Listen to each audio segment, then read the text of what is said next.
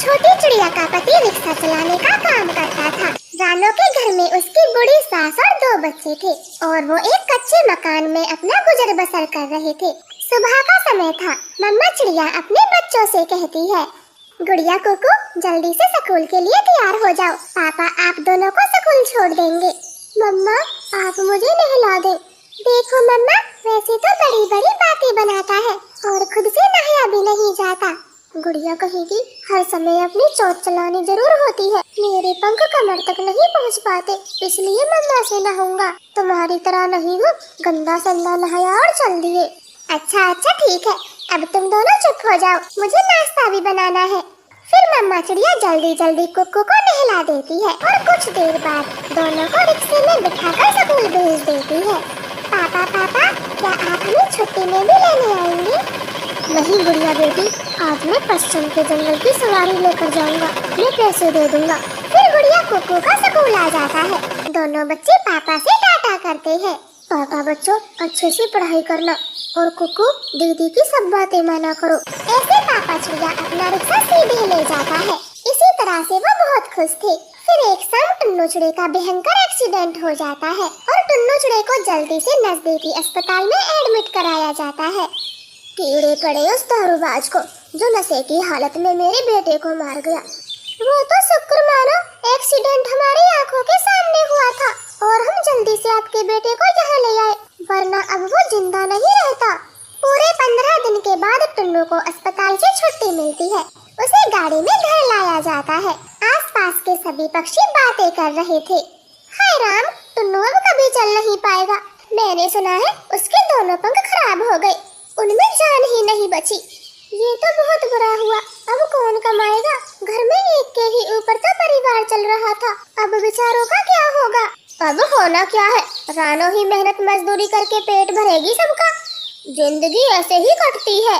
सब पक्षी ऐसे बातें बना रहे थे। रानो तो बहुत दुखी थी।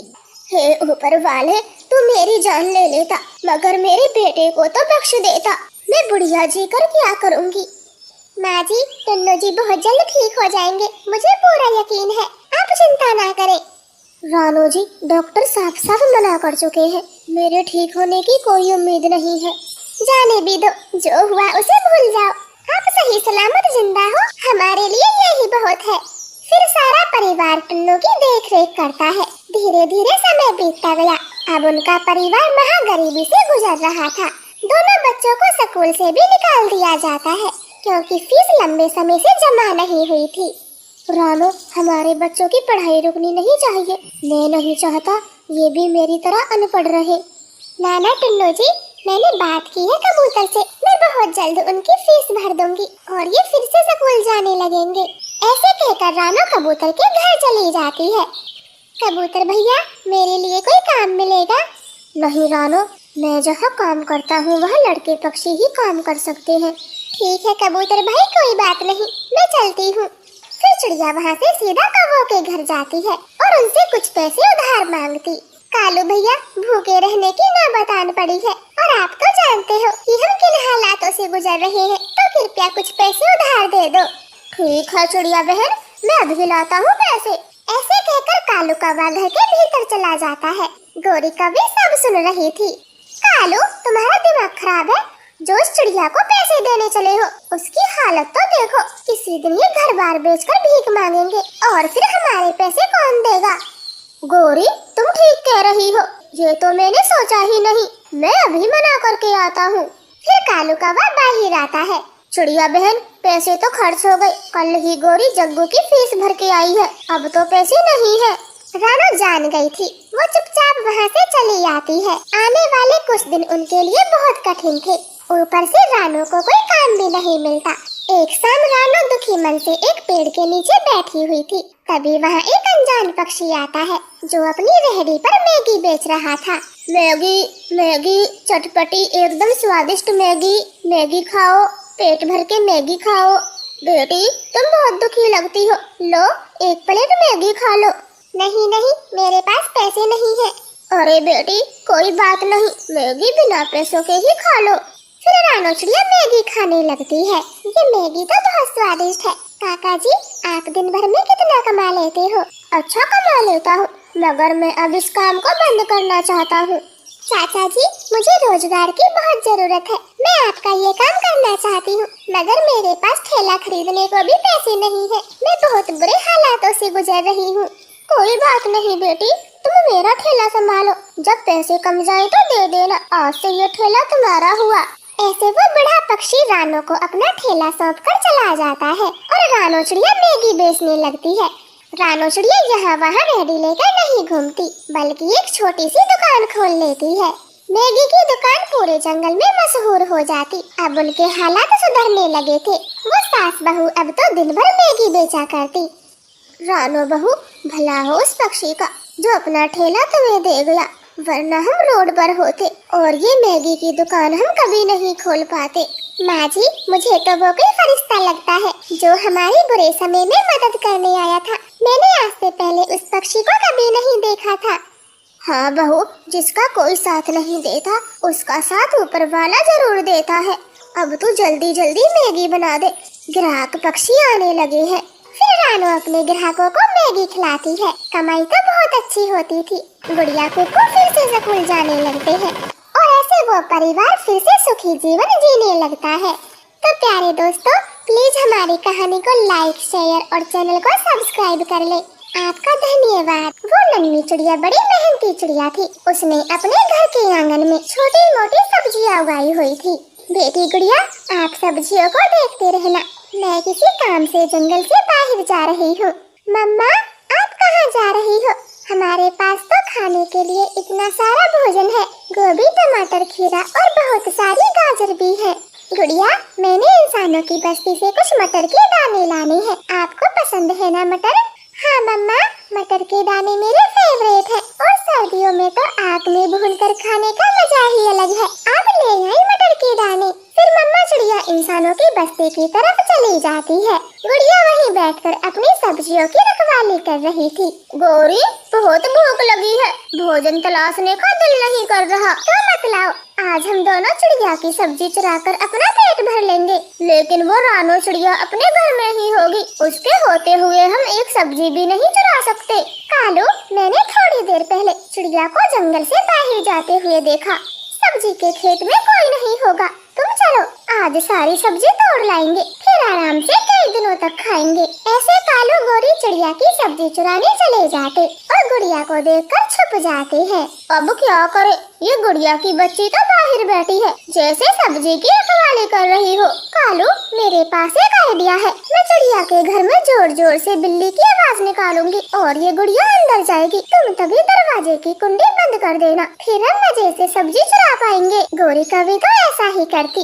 वो खिड़की से चिड़िया के घर में जाकर बिल्ली की आवाजें निकालती। म्याऊ, म्याऊ, म्याऊ, म्याऊ, म्याऊ। गुड़िया, अरे रे, ये तो बिल्ली की आवाज है। कहीं मेरे घर में बिल्ली तो नहीं घुस गई? मैं देख कर आती हूँ। ऐसे गुड़िया बिल्ली को भगाने घर के भीतर चली जाती। उसी समय चालाक कौवा कुंडी बाहर से लगा देता है। गुड़िया तो बंद हो जाती। कालू, जल्दी जल्दी से सब्जियां तोड़ो। गौरी, सारे टमाटर तोड़ लेना, एक भी रह ना पाए। ज्यादा हो गए तो किसी को बेच देंगे। फिर वो दोनों शैतान कौवे चिड़िया की सारी सब्जी तोड़कर ले जाते और बची कुची सब्जियों को कुचल जाते। माँ जी, मुझे सर्दियों के लिए मटर उगाने हैं। क्या आप मुझे थोड़े से बीज दे सकती हो? अरे नन्ही चिड़िया, क्यों नहीं, आप ये मटर के दाने ले जाओ और खूब खेती करो। ऐसे किसान की पत्नी से मटर लेकर चिड़िया अपने घर लौट आती है। लेकिन सब्जियों की बेलों पर तो एक भी सब्जी न देखकर चिड़िया के होश उड़ गए थे। मम्मा, दरवाजा खोलो, मैं घर में बंद हूँ। मम्मा चिड़िया भागकर कुंडी खोलती। गुड़िया कौवों की चालाकी बता देती। मम्मा, वो बुरे कौवे हमारी सारी फसलें बिगाड़ गए, एक भी सब्जी नहीं छोड़ी। मैं अभी जाकर खबर लेती हूँ। ये दोनों दुष्ट मेरा ही नुकसान करते हैं। फिर चिड़िया भागी भागी कौवों के घर जाती है। उनके घर में तो सब्जियां फैली हुई थी। लाल लाल टमाटर, गोभी, गाजरें ढेर सारी रखी थी। कालू, गौरी, आज आपने अच्छा नहीं किया। मैंने बड़ी मेहनत करके ये सब्जियां उगाई थी। मैं आराम से कहती हूँ, कृपया मेरी सारी सब्जियां लौटा दे।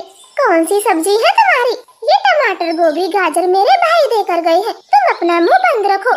गौरी, झूठ मत बोलो, ये ताजी ताजी सब्जी मेरे खेत की है। अच्छा, तो इस टमाटर पर अपना नाम दिखाना। कहाँ लिखा है रानो चिड़िया? सारी सब्जी एक जैसी होती है। आई बड़ी हमारी सब्जी लूटने, अब चल भाग यहाँ से। नहीं दुष्टो, ये मेरे खेत की सब्जी है, मैं ये टोकरी लेकर ही जाऊंगी। रानो ने इतना कहा ही था कि बुरे कौवे चिड़िया को मारने पीटने लगते। रानो बेचारी रोते हुए वहाँ से चली आती है। मम्मा कोई बात नहीं, आप दोबारा से सब्जी उगा लेना, हम सर्दियों में पेट भर मटर खाएंगे, लेकिन आप दोबारा से कौवों के घर कभी मत जाना। नहीं गुड़िया बेटी, इस बार मैं जालम कौवों को अच्छा सबक सिखाऊंगी। वो हर बार ऐसा करते हैं, मेरी मेहनत को चुरा लेते हैं और मुझे पीटते भी हैं। चुप नहीं बैठूंगी। ऐसे चिड़िया को तो बहुत गुस्सा आ रहा था। वो बुरे कौवों को सबक देने की ठान लेती है और अपने आंगन में कुछ नहीं बोती। एक दिन किसान की पत्नी के पास जाती है। बोले नन्ही चिड़िया, आपने मटर की फसल उगा ली है? नहीं माँ जी, मैंने मटर नहीं बोए। क्या आप मुझे ऐसी कोई फसल बता सकती हो जो चोरों को दिखाई ना पड़े? हाँ नन्ही चिड़िया, ऐसी कई फसलें हैं और अब तो सर्दियाँ आने वाली हैं। तुम ये शकरकंदी के बीज ले जाओ, ये फल जमीन के अंदर उपजता है, ऊपर तो बस छोटे मोटे पौधे उगते हैं और ये खाने में बहुत अच्छी लगती है। माँ जी आपका धन्यवाद, अब मैं अपने आंगन में शकरकंदी ही बोऊंगी। किसान की पत्नी से शकरकंदी के बीज लेकर चिड़िया अपने घर को आ जाती है और उन्हें जमीन में दबा देती। ये बातें गुड़िया को पता नहीं थी। धीरे धीरे दिन बीतते गए। अब जंगल में सर्दियों का मौसम आ गया था। मम्मा आपने इस बार क्या बोया है? पत्तों के सिवा कुछ भी नहीं उगा है। गुड़िया बेटी, मैं अभी कुछ लेकर आती हूँ। फिर रानो चिड़िया अपने खेत में जाती और चुपके से एक शकरकंदी निकाल कर ले आती। फिर गुड़िया को भून कर खिलाती। मम्मा ये तो मीठी और बहुत स्वाद है। अच्छा अब बता भी दे, ये आप कहाँ से लाई है? गुड़िया बेटी, ये हमारी फसल है, मैं इसे जमीन के भीतर से लाई हूँ। ये बात किसी को पता नहीं है, खासकर उन दुष्ट कौवों को। हाँ मम्मा, अब पता चलेगा उन कौवों को जब भूख से मारे मारे फिरेंगे। कालू, कोई सूखा दाना ही ले आओ, मेरी भूख के मारे जान निकली जा रही है। मैं भी तो कल से भूखा हूँ, मगर ऐसी कड़कती ठंड में दाना कहीं नहीं मिल रहा। कालू, उस छोटी चिड़िया ने क्या सब्जी बो रखी है? कुछ भी नहीं, उसके आंगन में बस घने पत्ते हैं और कोई फल सब्जी दिखाई नहीं देता जिसे हम खा सके। अब भूखे मरेंगे। चलो कालू, मैं भी चलती हूँ, कहीं से दाना ढूंढ कर ही लाएंगे, भूख से नहीं मर सकते। फिर गौरी कौवी और कालू कौवा तेज सर्दी में दाने की खोज को निकल जाते। उन्हें एक गाजर का खेत दिखाई देता और वो तो जल्दी जल्दी से गाजर खाते हैं। ये सब खेत की मालिक चील देख रही थी। वो दोनों कौवों को दबोच लेती है। रुक जाओ कौवो, कमा कर नहीं खा सकते, चोरी का मुंह लगा हुआ है, तुम्हें तो आज सबक सिखा के रहूंगी। चील दोनों को बहुत मारती है। चील दीदी, हमसे गलती हो गई, अब कमा कर खाएंगे, चोरी नहीं करेंगे। हाँ चील दीदी, जाने भी दे, सर्दी में बहुत मार लिया, अगर अब कहीं चोरी की तो याद कर लेना, बहुत मार लगाऊंगी। अब तो छोड़ रही हूँ, चलो भागो यहाँ से। ऐसे चील दोनों को छोड़ देती है। अब तो चील की मार के डर से कौवे चोरी करना छोड़ देते और मेहनत की कमा कर खाना शुरू करते। तो प्यारे दोस्तों, आपको हमारी कहानी कैसी लगी कमेंट करके जरूर बताएं। आपका धन्यवाद। इन दिनों रामपुर के जंगल में भयानक ठंड पड़ रही थी। छोटे पक्षियों का आना जाना बहुत कठिन हो गया था। ऐसे में ना जाने कितने बूढ़े पक्षी तो मर भी गए थे। हाय कालू, आग जला दो, इस ठंड से मेरे पंख सुन्न हो गए हैं और जग्गू को देखें, ठंड से कांपने लगा है। गौरी जी, पूरे दिन आग जला कर रखी है, अब लकड़ी खत्म हो गई और आग कैसे जलाऊं? कालू, कुछ भी करो, आग तो जलानी होगी, वरना हम तीनों की कुल्फी जम जाएगी। ठीक है, मैं कहीं से लकड़ियों का जुगाड़ करता हूँ, तुम जग्गू को पंखों में छुपा लो, हमारे बेटे को सर्दी नहीं लगनी चाहिए। ऐसे बोलते हुए कालू कौवा घर से बाहर निकल जाता है। उसे तो कुछ भी दिखाई नहीं दे रहा था, सब जगह सफेद धुंध छाई हुई थी। अरे मैं कौन सी दिशा में जाऊँ, मुझे तो कुछ समझ नहीं आ रहा। एक काम करता हूँ, रानो के घर चला जाता हूँ, चिड़िया का घर यहीं कहीं होगा। फिर कालू कौवा अंदाजे से चिड़िया का घर ढूंढने लगता है। मम्मा, बहुत भूख लगी है, क्या आज भी शिकार नहीं लाओगी? बेटा चूलू, जंगल में ठंड बहुत है, इसलिए कोई पक्षी अपने घर से बाहर नहीं निकल रहा। माँ, इसका मतलब अभी और दिन भी भूखा रहना होगा। नाना चीलू, हमें शिकार खाए 5 दिन हो गए हैं। आज तो मुझे कैसे भी करके शिकार पकड़ना ही होगा। तू गुफा से बाहर ना जाना, मैं कुछ ढूंढ कर लाती हूँ। फिर खतरनाक चील शिकार की खोज में चली जाती है। वो उड़ती हुई एक खाली जगह में बैठी हुई थी। वहाँ कालू कौवा चिड़िया का घर ढूंढ रहा था। रानो बहन, आप मेरी आवाज सुन पा रही हो? मैं रास्ता भटक गया हूँ। ये तो किसी पक्षी की आवाज है। लगता है रास्ता भटक गया है। मुझे ये मौका गंवाना नहीं होगा। चिड़िया, मैं यहाँ फंस गया हूँ, आप मेरी मदद करो। रानो चिड़िया का घर यहाँ भी नहीं है, अब मैं कहाँ जाऊँ? कालू कौवा वहाँ से उड़ने ही वाला था, तभी चील बोलती है, कालू भैया, आप कहाँ हो? मैं आपकी आवाज सुन पा रही हूँ। रानो, मुझे कुछ समझ नहीं आता, आपका घर कहाँ है? धुंध में कुछ दिखाई नहीं दे रहा। कालू भैया, आप मुझे दिख रहे हो, कहीं जाना मत, मैं आपके पास आती हूँ।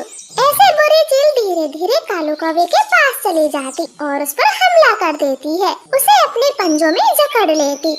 चील, चील, मुझे छोड़ दो, मुझे घर जाने दो, मेरा बच्चा भूखा है। ऐसे कैसे जाने दो? बड़ी मुश्किलों से तो एक शिकार पकड़ा है, तुझे तो नमक मिर्च लगा कर खाऊंगी। कालू कौवा खूब रोता है, मगर चील कालू कौवे को पकड़कर ले जाती है। इधर गौरी और जग्गू तो बहुत दुखी हो रहे थे। मम्मा, मम्मा, पापा कब आएंगे? बेटा जग्गू, पापा आ जाएंगे, आप सो जाएं। इस तरह से पूरी रात गौरी कौवी कालू की राह देखती रही। सुबह होते ही वो कालू को ढूंढने निकल जाती है। रानो बहन, कल रात कालू आपके घर आया था क्या? नहीं गौरी, कालू कल तो नहीं आया। बात क्या है जो आप रो रही हो? रात को कालू लकड़ी लेने घर से निकला था, मगर अब तक घर नहीं लौटा। मेरा दिल तो बैठा जा रहा है। गौरी, तुम रो मत, कालू भैया किसी मुसीबत में फंस गए होंगे। चलो हम दोनों मिलकर ढूंढते हैं। ऐसे गौरी कौवी और रानो चिड़िया कालू को ढूंढने चली जाती है। उन्हें कालू का पंख नीचे जमीन पर गिरा दिख जाता है। रानो, ये तो मेरे कालू के पंख हैं। कालू, मेरे कालू को किसी चील ने मार दिया होगा, अब मेरा क्या होगा? गौरी, जो होना था वो हो गया। तुम्हारा एक बेटा भी है, उसके लिए हिम्मत से काम लो। अगर तुम ही ऐसे रोगी तो जग्गू को कौन संभालेगा? ऐसे गौरी कौवी को समझाते हुए रानो उसे घर ले आती है। मम्मा, पापा नहीं आए? जग्गू बेटे, आपके पापा लकड़ियाँ लेने जंगल से बहुत दूर चले गए हैं, इसलिए उनको लौटने में समय लगेगा। तब तक आप मम्मा के साथ रहो। फिर गौरी अपने बेटे जग्गू के साथ रहती है। अब वो सारे काम करती जो पहले कालू कौवा किया करता था। फिर एक रात बारिश होती है। गौरी कौवी का घर कमजोर था, वो पहली बारिश में ही टूट जाता है। मम्मा, हमारा घर टूट गया, अब हम कहाँ रहेंगे? बेटा जग्गू, रानो आंटी के घर चलते हैं, वो हमारी मदद जरूर करेंगी। वो दोनों माँ बेटा चिड़िया के घर चले जाते और दरवाजा जोर जोर से खटखटाते हैं। चिड़िया बहन, हमारा घर तेज बारिश की वजह से टूट गया है, अब हम कहाँ जाते? इसलिए आपके पास आ गए हैं, कृपया मना ना करना। गौरी बहन, मैं तो आपको कभी मना नहीं करती, मगर मेरी खड़ूस सास आपको घर में नहीं रहने देगी। वो कल ही अपने जंगल से मेरे घर आ गई है, लेकिन फिर भी आप दोनों घर में आ जाए, मैं एक बार उनसे विनती कर लेती हूँ। रानो की सास तो गौरी से बहुत जलती थी और उसे फटाक से मना कर देती। दुखी गौरी कौवी एक डाल पर बैठकर अपने पति कालू कौवे को याद कर रही थी। कालू, तुम साथ थे तो सब कितना अच्छा था, जीवन में खुशियाँ ही खुशियाँ थी। आप हमें छोड़कर क्यों चले गए? हमारा जीना दुर्भर हो गया।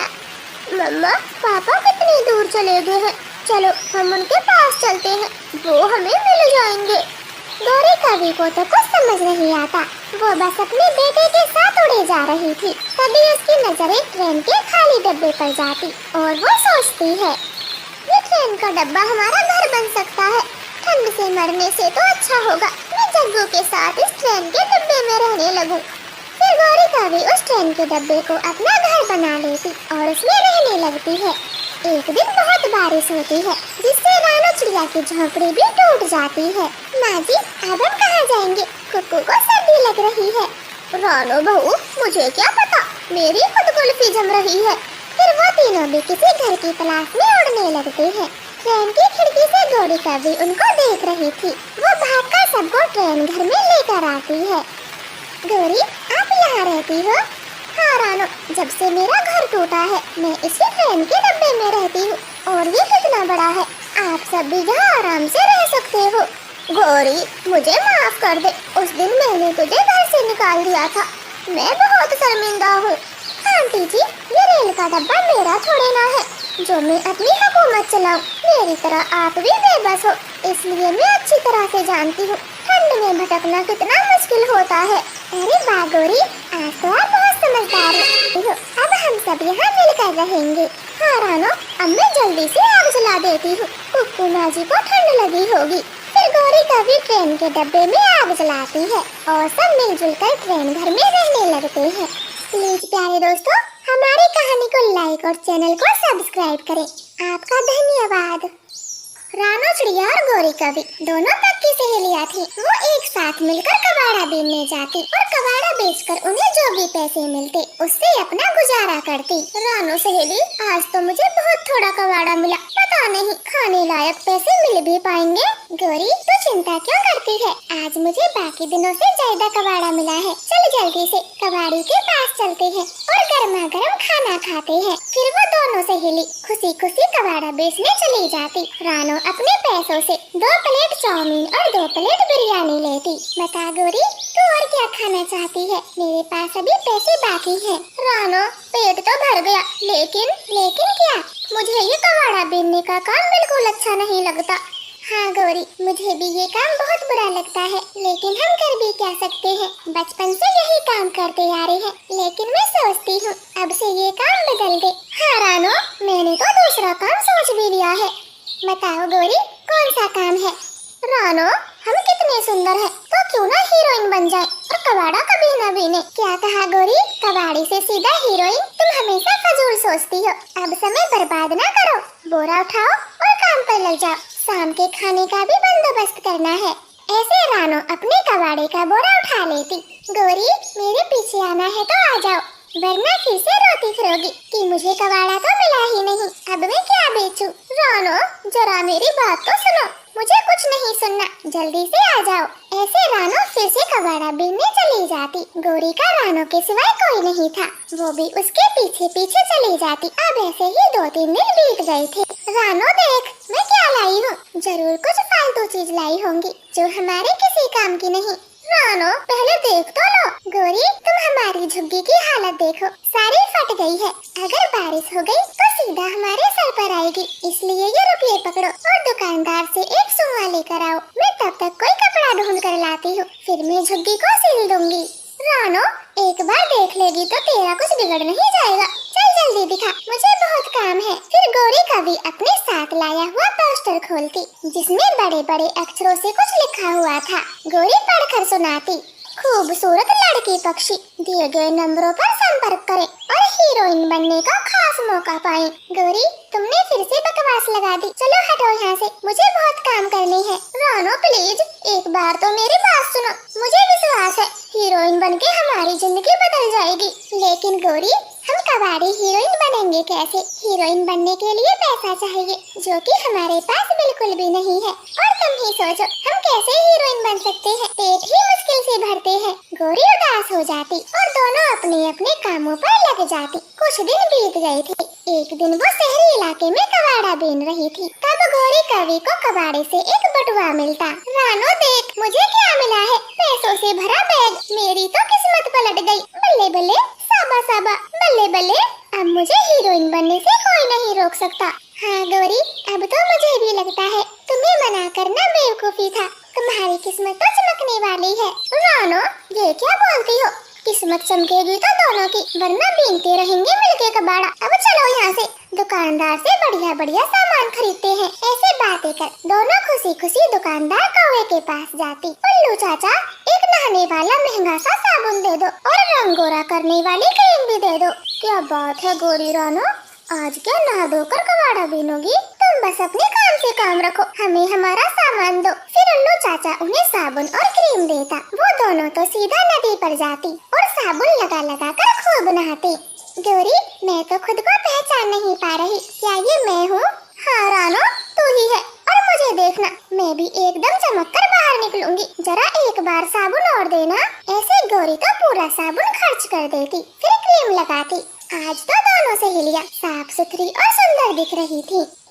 चलो अब कपड़ों की दुकान पर से कपड़े खरीदते हैं, कुछ बढ़िया सी ड्रेसें खरीदेंगे। रानो, मैं तो एक फोन खरीदूंगी, हीरोइन के पास फोन होना जरूरी है। गौरी, तुम कभी नहीं सुधरोगी। अब चलो पहले फोन लेंगे, फिर उसके बाद कपड़े। ऐसे दोनों सहेलियां फोन खरीदती और फिर कुछ कपड़े खरीदती। रानो, मैं कैसी लग रही हूँ जरा बताओ।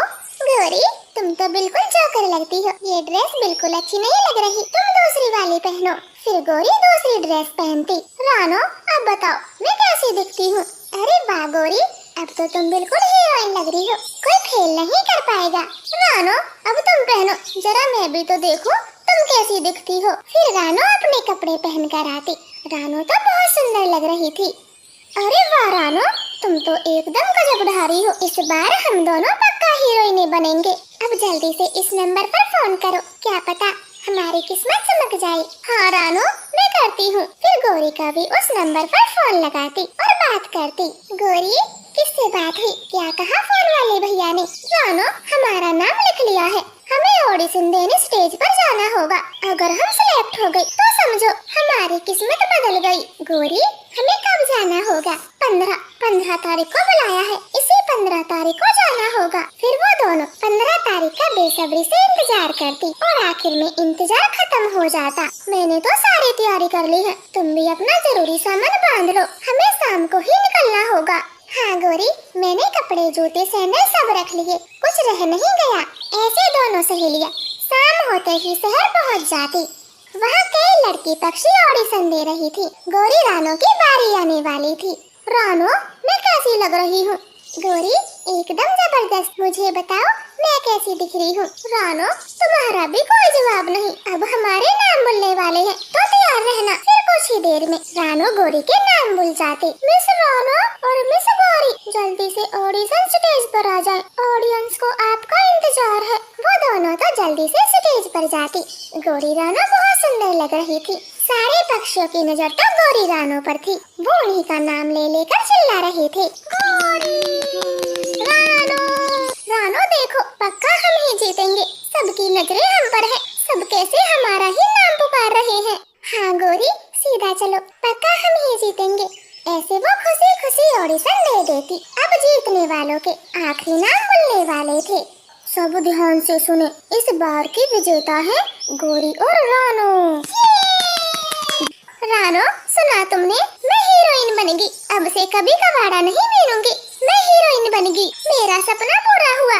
गौरी तो जोर जोर से चिल्ला रही थी और तभी उसके मुंह पर ठंडा ठंडा पानी गिरता है। गौरी तो चौंक जाती। लगता है गौरी तुम दिन पे दिन पागल होती जा रही हो, अब जल्दी से खाना खा लो, आज कबाड़ा बीनने शहर वाले जंगल जाएंगे, अपने जंगल में तो कुछ नहीं मिलता, तुम जल्दी से खाना पीना करो, मैंने दोनों के कट्टे ले लिए हैं। तो क्या ये सपना था, कितना अच्छा सपना था, मैं हीरोइन बन गई थी।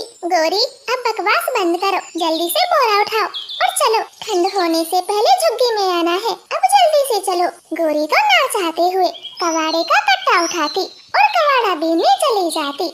आपका धन्यवाद।